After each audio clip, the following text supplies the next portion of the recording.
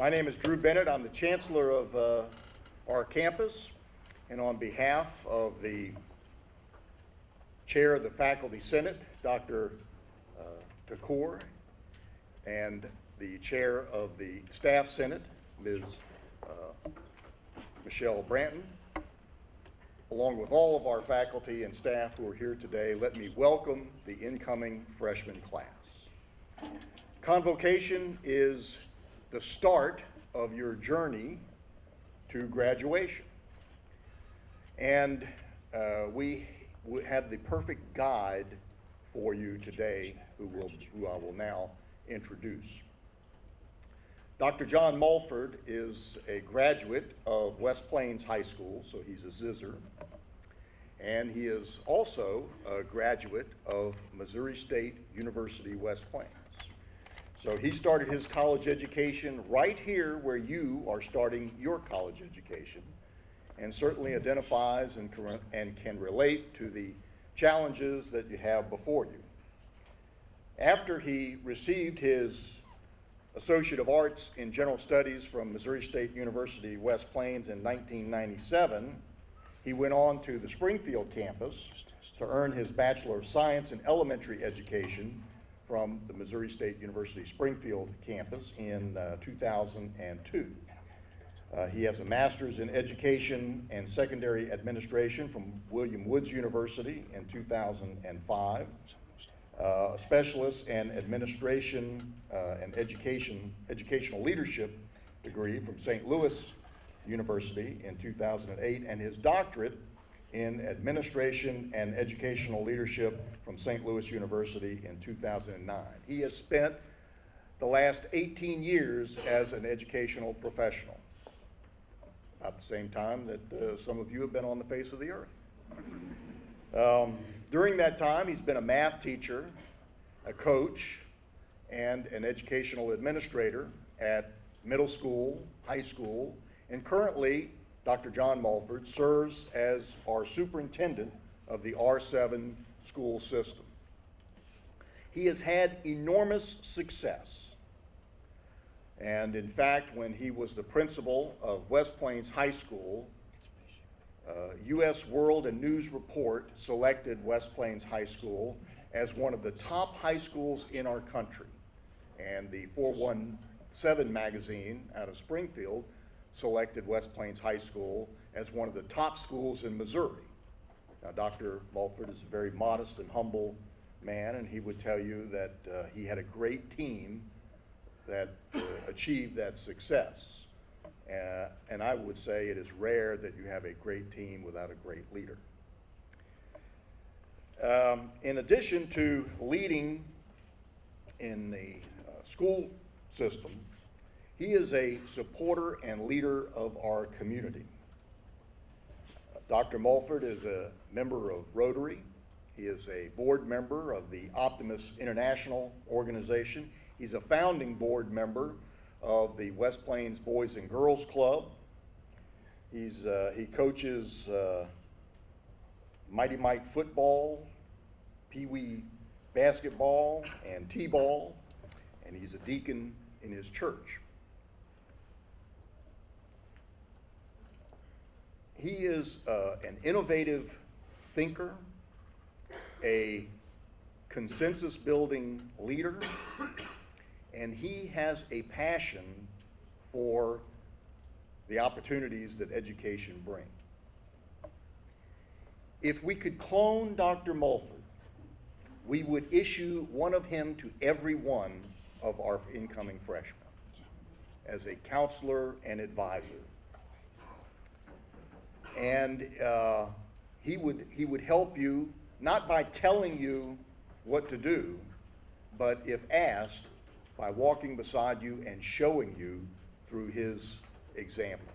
He is that type of a leader. We're very fortunate to have him with us. And please join me in welcoming Dr. John Mulford, a Grizzly, to the stand.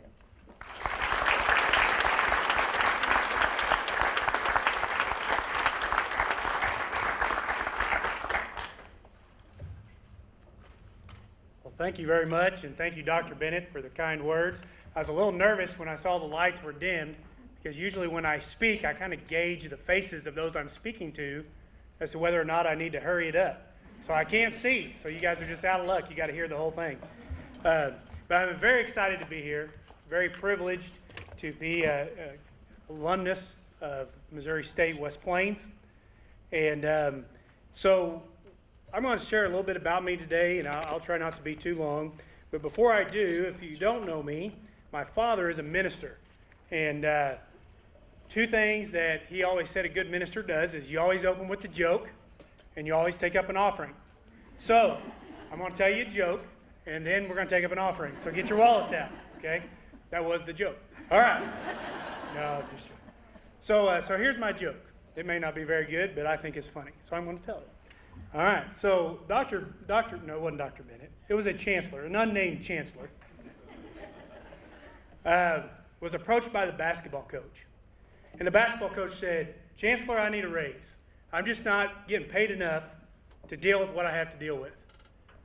And the chancellor said, "Well, what do you mean? You already make as much or more than almost any of our faculty.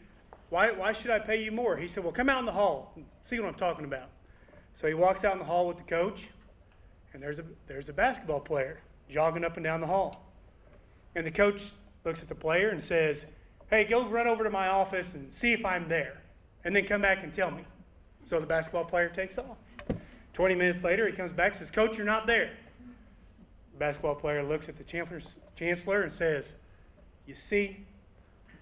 And the chancellor says, "Now I understand. If I was that young man, I would have called before I ran all the way over there." So, chancellor's job is a tough job, and so is a basketball coach's. So as I thought about what I was going to share with you today, I thought back to all the speakers I used to have that were so boring, and the times I would sit through that and think, man, I wish this guy would hurry up so I can go do something else. So hopefully I will not be boring to you, but I figured I would just share with you my story. And maybe from my story, there's something that you can use in your life on your path to success. So I'm going to start just sharing a little bit about my background. I grew up in South Florida, in Naples, and moved to Missouri when I was a teenager. Again, I shared that my father was a minister, and he, when he was called to come to Missouri, he told us kids, he said, West Plains is really close to this place called Branson, and they have Silver Dollar City. Wouldn't that be nice to go there? So we were fired up. We're gonna be next to this theme park we're gonna be able to go to all the time. And we got here and we realized we were 2 hours away, and we never went to Branson very, very much. But anyhow, so we came up here when I was a teenager, and my mother was a stay-at-home mom, and ministers don't make very much money, and so we grew up in a loving and caring family. But in looking back, we grew up in a poor family. We didn't know we were poor, but we didn't have much at all. And so, one of the things my parents always taught us was to be grateful for whatever you have, and to have an attitude of gratitude. You guys have probably heard that saying. And so growing up, I learned to work hard. I learned the importance of serving others, as you can imagine, growing up in the church. And then the importance of being thankful. And those are traits that I believe are very important to not only my success, but to your success as well. Another thing my parents taught me is that you're never too old to learn. My father he grew up during the 60s and the days of the hippie movement, and he was right in the middle of it. And now again, he's a minister today, and you would never know it. But he has pictures when he was a teenager with hair down the middle of his back, big old beard. He may have done some self-experimenting with the chemistry lab, if you know what I mean. And so his life is quite different than what it used to be. But he went off to seminary and finished his bachelor's degree and then eventually a master's. And here recently, my father completed a doctorate 2011 at the age of 57. And then just this May, graduated from University of Southern California with a master's degree in social work at the age of 63.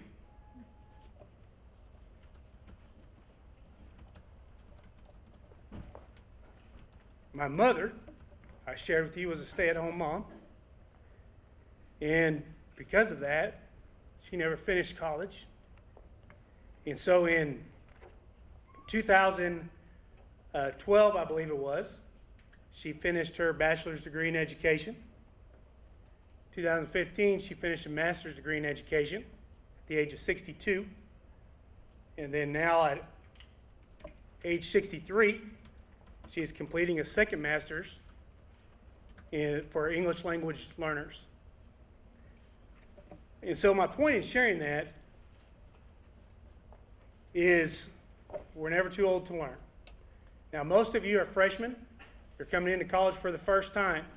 You're going to have a lot of distractions. You're going to come up with a lot of excuses for why you shouldn't go to class or why, it's just too much work to finish that degree. But don't underestimate the importance of education. We're going to talk about why. So let me kind of just tell you about my journey. First of all, some personal challenges I have.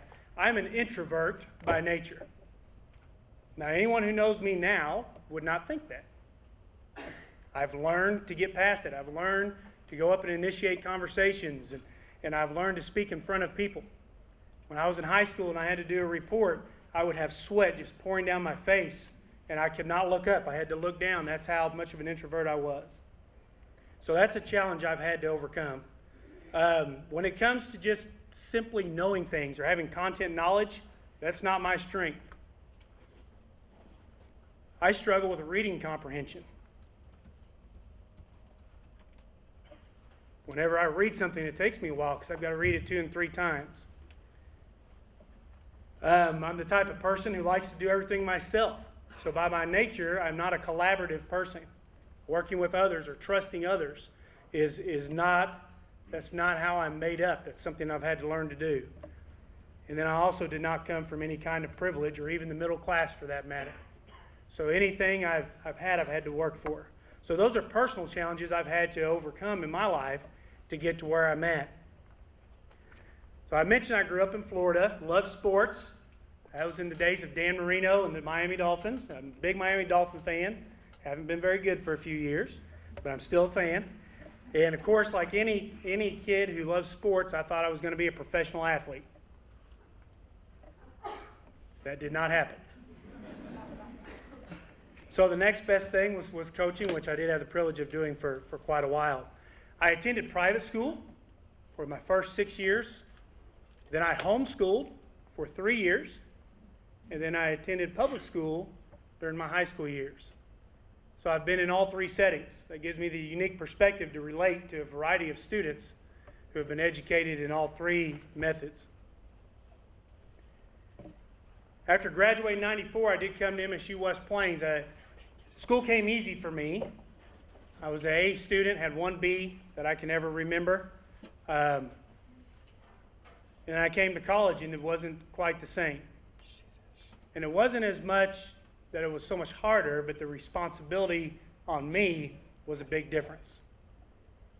For the first time ever, I got a C. I got 2 C's, actually. And I was not on academic probation, but I was really close. And so after a year, I thought, maybe this isn't for me.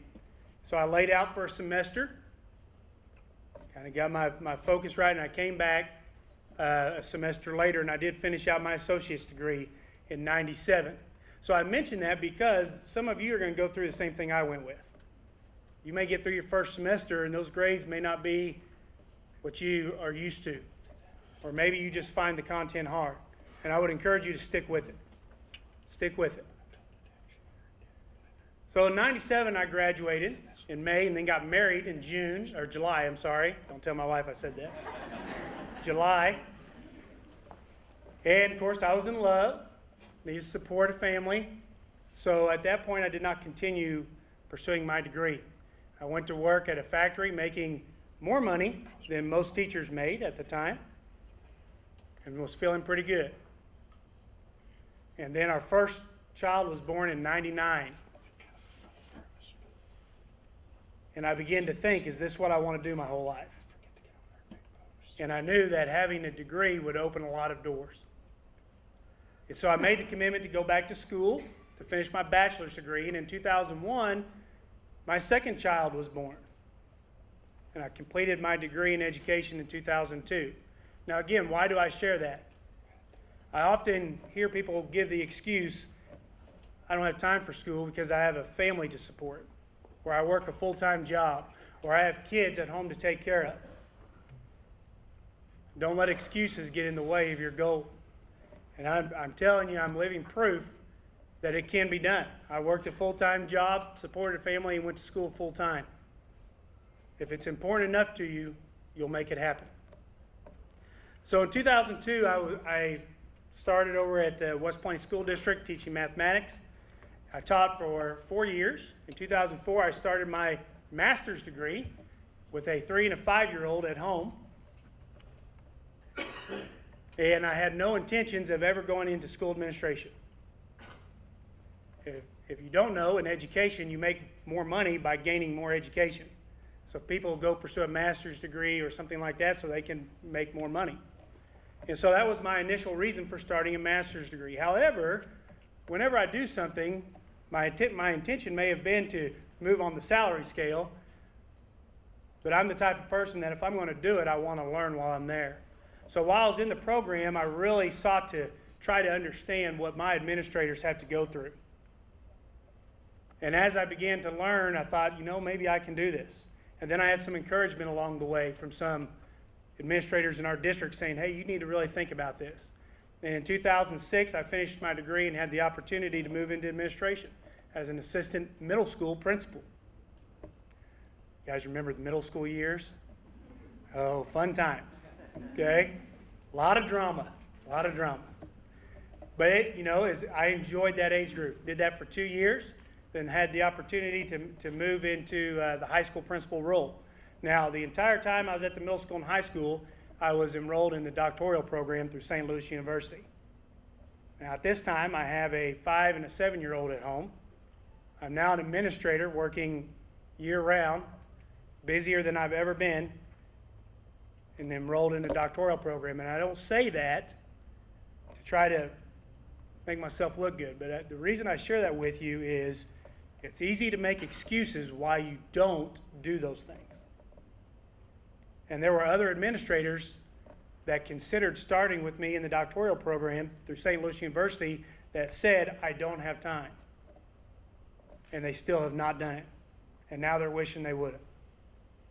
Again, because it opens doors, opens up opportunity.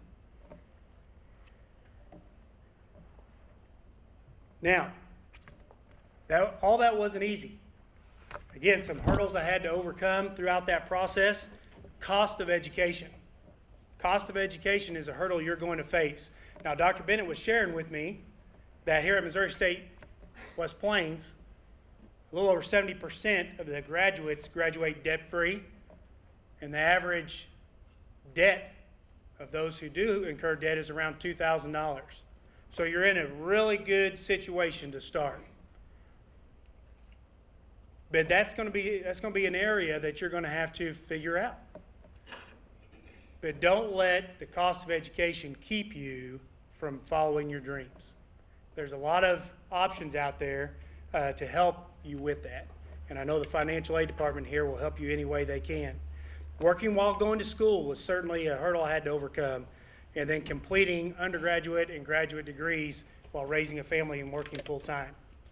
And those are going to be hurdles that you guys are faced with as well. Don't use it as an excuse.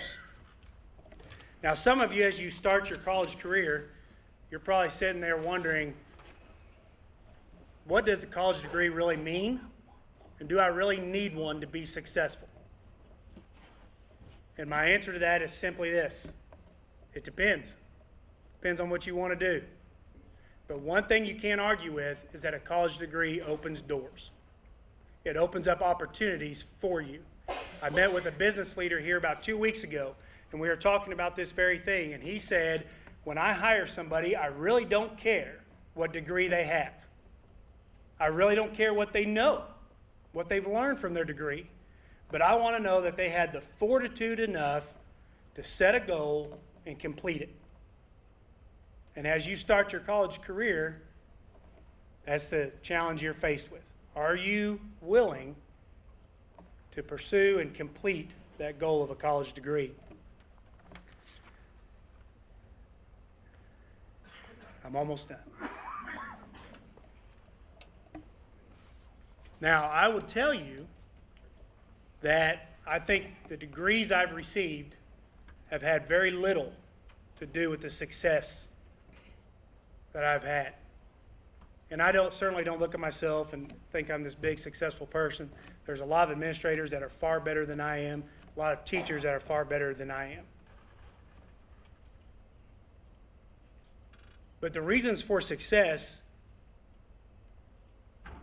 usually have to do more with your interpersonal skills and your attitudes than anything else.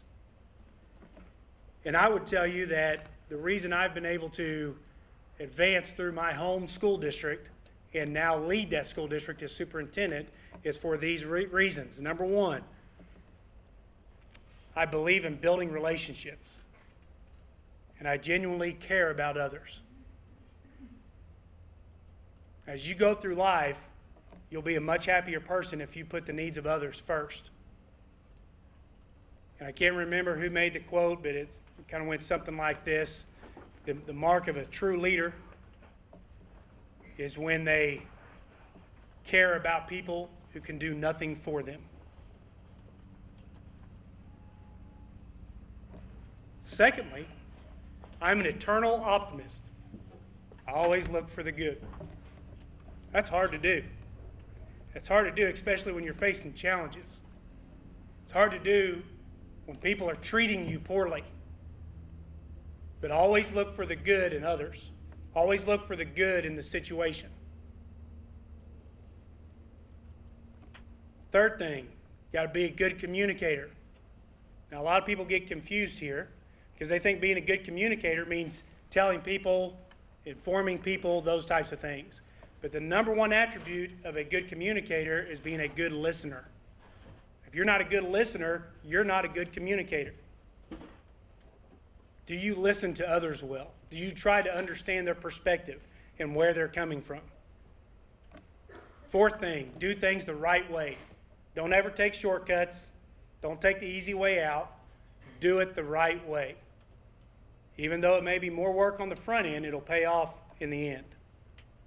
And then the last thing is you have to develop your ability to solve problems in a rational and objective manner. Now, hopefully over the next couple of years, this faculty will help you develop that skill set.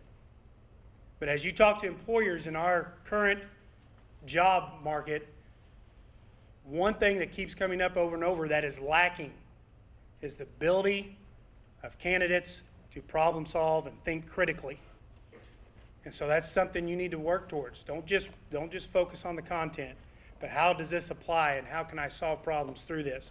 A great way to do that is get involved, volunteer with whatever profession you're looking to pursue. If you want to go into the medical field, go over here to the hospital or to one of our practices and introduce yourself and ask, is there any way I can volunteer? Come in here and help out, get some hands-on experience. If you're wanting to be an educator, go to our schools, volunteer. Hands-on experience is the best way to develop critical thinking. So as I close out here, as you start your freshman year of college, to the students, I would say these three things. Don't ever limit yourself. Don't put yourself in a box. Don't say, well, I can't do this or can't do that because of the home I came from or because of circumstances or whatever the case may be. Don't limit your potential. Secondly, discover your passion, whatever it is, and pursue it relentlessly. Find what it is you like to do.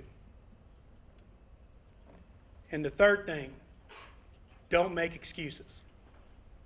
Plain and simple. Don't make excuses. To the support staff who are here, as a former Grizzly, I would say this. Don't underestimate your positive influence on the students of this campus. You may be the very person that connects with the student that motivates that student to complete their degree.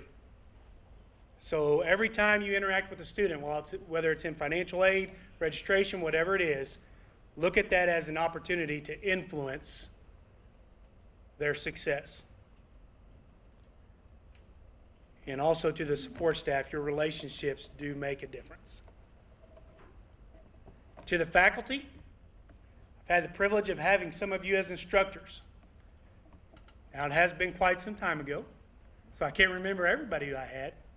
But there's a few that some of you will get to have over the next couple of years that really left a lasting impression on my life. I think of Professor Zaitis, physics. I was not a strong science student. First day of class, he's got some kind of catapult set up that's shooting paper balls across the class, and we're talking about trajectory and all this stuff, but he brought it to life, and he looked like a little kid up there as he taught. He was having so much fun. So faculty, make learning fun. Show your passion for your subject to your students. I think of Kathy Morrison, who I had for political science, who exhibited that passion for her subject every day. And was one of the teachers I had that really forced me to think critically, to evaluate my own thoughts, my own beliefs. I think of teachers like Judy Carr and David White.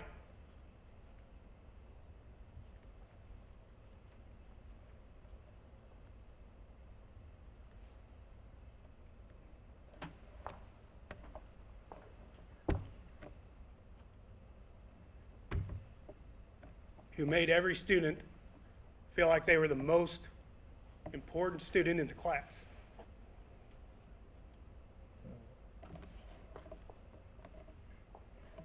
By the way, I got a C in Judy's class. But I knew she cared about me. And she's a great teacher. So faculty, understand your influence that you have. And if there's one thing I would tell you as a former student of MSU West Plains, is focus on inspiring, not teaching. Inspire your students. I forgot to mention Mr. Trick, who brings out the math toys to engage his students. They're called manipulatives, right? I can't even say it. Okay? But he was one of the first math teachers I had that really engaged his students in trying to get visual and hands-on perspectives of the concepts. Those are the faculty members and the teachers that stand out in my mind.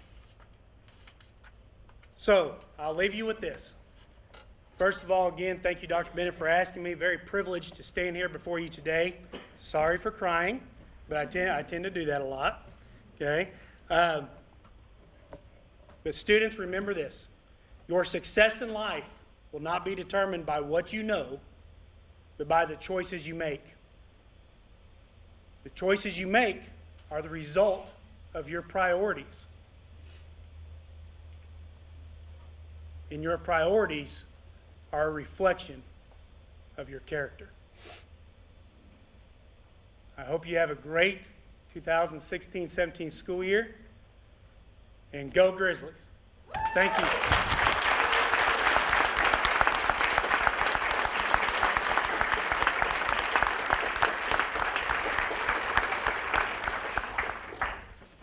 Thank you, Dr. Dr. Mulford. As I was sitting there listening, I kept thinking, wow, I didn't realize that Judy started teaching here when she was 10. Dennis, has that been the policy that we could hire 10-year-olds? That's awesome. Well, I am Dr. Angela Toddy. I serve as the Dean of Student Services for MSU West Plains. And I have had the opportunity to say welcome when you came for STAR events, while you were here for Welcome Week. And now that you have finished your first week in classes, look at you, you're doing it. Welcome to MSU West Plains.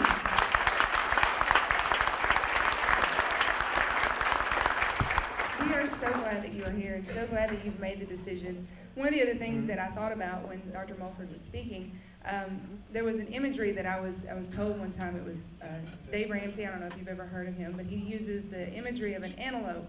When you're trying to reach your goal, when the antelope shows up at the water hole and realizes he's being stalked by a lion, there's one thought in his mind: get out, run, be faster than the lion, right? And so when you're pursuing your goals, you go with that kind of intensity. You don't get distracted by, oh, hey, there's some of my antelope buddies. I think I'll go out and have pizza. You don't get distracted by, oh, hey, I bet that new car would be faster than me, so if I got that new car, maybe I could get to school on time. No, don't get distracted with all of that. One focus: graduate. So as I say welcome, I want you to one focus, laser beam, graduate. That's your lion. That's your focus. All right, so thank you for being here today, and thank you for coming to Convocation. You're not done yet, but I do want to say thank you, because I am really excited that you are here and that you are starting this journey with us. At this point, I also want to say a huge thank you to Othniel Emuna, who, if you were here early, you got to see the video that he videotaped during Welcome Week. He edited, he directed, he produced. He is a one-man show. And if you were skating in right at 11 o'clock for the start, you're going to get a chance to see it at the end of the presentation today. We'll show it again. It is absolutely phenomenal. So thank you, Odie, for all of your hard work, and we appreciate you very much.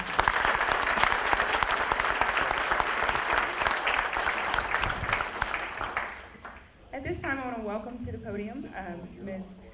Sydney McBride, who is serving as your SGA president for this upcoming year. Sydney.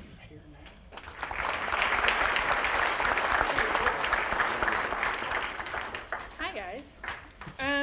So first off, I want to say thank you all for being here today. It's really great to have a whole bunch of people to talk to. When Dennis came to me about this, he said, by the way, you get to make a speech of what it means to be a Grizzly. And he said, but keep it short. And I was like, I can do short. I'm good at that. So let's get started. What does it mean to be a Grizzly? The summer between my graduation and coming to college, I got to take a trip to Costa Rica. It was my senior trip. And they have a saying in Costa Rica, and it's pura vida, which literally translates to pure life. But to them, it is so much more. It is a way of life, not just a saying. And they have an attitude of kindness, understanding, and acceptance. So when Dennis came to me and said, I want you to think about what it means to be a Grizzly, Pura Vida was one of the first things that came to my mind. However, being a Grizzly is more than that. It is also about being involved, being a constant learner, and continuing to grow as a person. As I've been here, I've had many challenges and distractions, like most of you will as well. And it's about overlooking those and overcoming those. Don't get stopped. I want you to realize, though, that that's what makes me a Grizzly. That's not what makes you a Grizzly. You have to find what makes you a Grizzly. It is different for every one of us, and that's okay, because it should be, because our education experience is different for everyone. To close today, I want to remind you that the only thing that is constant in life is change. You may define what it means to be a Grizzly now, but it may completely change by the time you graduate, and that's okay. I challenge you to figure out what it means to be a Grizzly now, but then as you grow and change, be willing to let that definition change as well. I want to welcome you to this year, and I'm so excited to get to work with every single one of you. Thank you.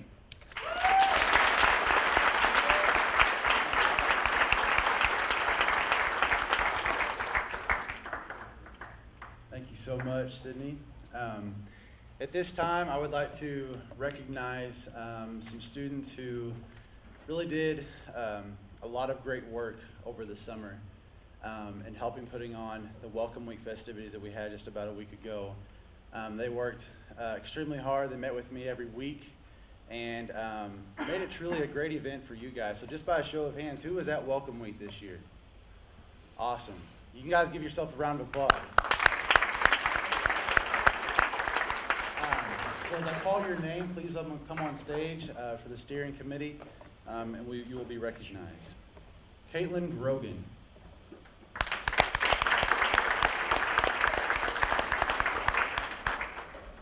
Logan Brown.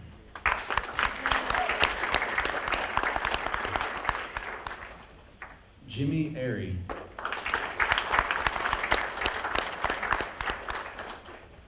Cody Tompkins.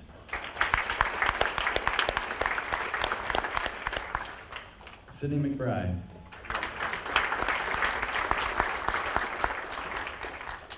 And once again for Odie Imuna, who made our video today. Casey Beeler was also a part of our steering committee, but he has transferred on up to Missouri State in Springfield, so we'll be sure to get him his award. And so let's give them all one more round of applause.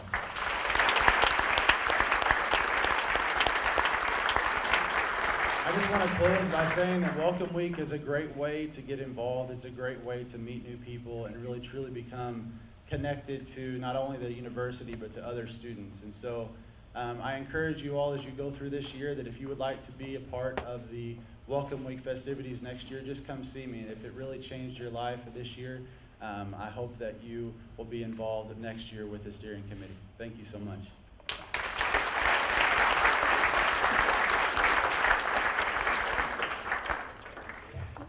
Take a look, guys. I need you. Here. There you go. Let me do a little housekeeping right quick. Those of you who came in a little late and you're standing on the sides, so why don't you find a seat? You may appreciate that. Well, on behalf of the faculty, and I know you have met, you already met some of them, but welcome. And we are glad you are here and glad things are moving forward. And we have a long ways to go this semester. It will be over before you know it. You may not feel like it, but it will be over before you know it. We're going to do something that has become a tradition here at Missouri State West Plains, and that is the signing of the Book of Grizzlies. There is something about your name, and so, indulge me a minute. Would you speak your name out loud right now? Very good. Now, if you called yourself something else, it didn't mean anything. But if you called it your name, it is what you have answered to probably all your life. And it is, you can pick it out of a crowd, someone hollering your name sometimes, or it is, though, you. Aristotle, yes, a philosopher, Aristotle talked about the essence of things. And the essence of humanity sometimes could be wrapped up in terms of the individual with the person's name. It symbolizes who you are and what you're committed to and what you want to be, what you've been, all of those things.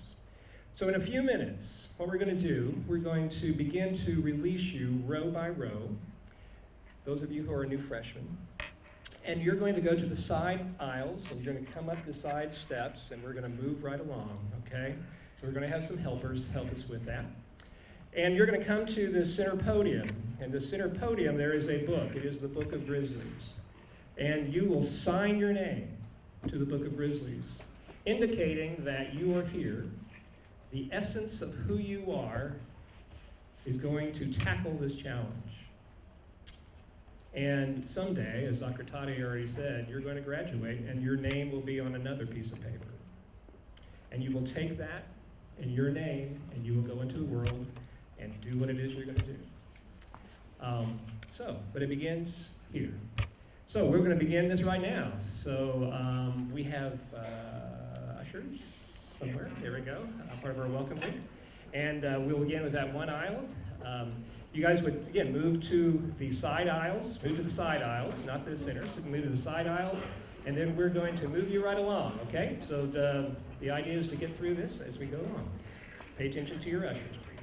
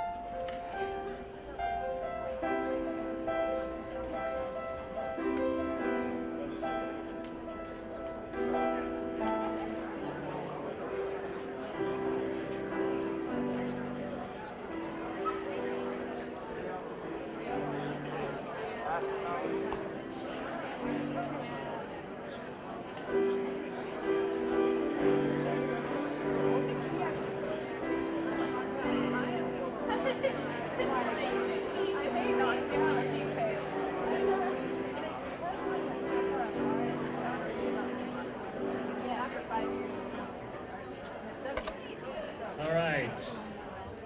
Thank you all for being very patient.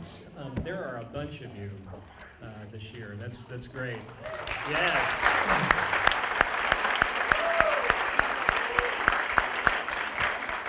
We're going to do two things. First of all, faculty and staff and stage party, would you stand and turn to the students, and we're going to applaud them as the freshman class of 2016. So let's do that.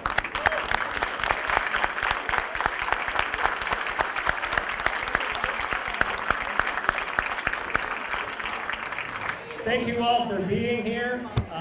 We have a good semester ahead of us. See you later. You're dismissed.